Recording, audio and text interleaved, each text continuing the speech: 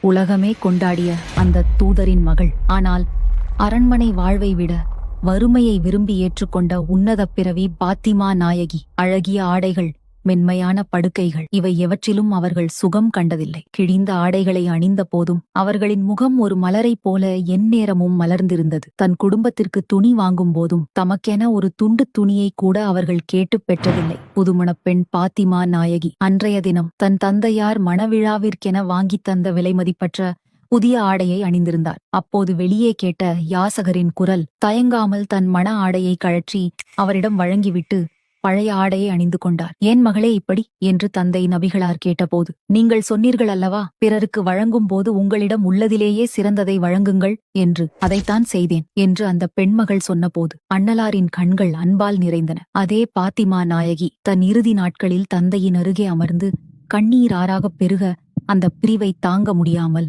கதறி அழுதார். அப்போது நபிகள் நாயகம் அவர்கள் பாத்திமாவின் காதில் ஏதோ சொல்ல அவர் உடைந்து அழுதார். ஆனால் மறுநொடி மீண்டும் ஏதோ சொல்ல பாத்திமாவின் முகம் நிம்மதியால் மலர்ந்தது. என்ன சொன்னீர்கள் என்று ஆயிஷா பிராட்டியார் கேட்டபோது பாத்திமா சொன்னார், என் தந்தை பிரிய போகும் செய்தியைச் சொன்னார்கள், அதைக் கேட்டு அழுதேன். மறுநொடி நீயே முதலில் என்னை சுவர்க்கத்தில் சந்திப்பாய் என்றார்கள். அந்த நிம்மதிதான் என் வதனத்தில் அன்பின் உச்சம். அதுதான் பாத்திமா நாயகி.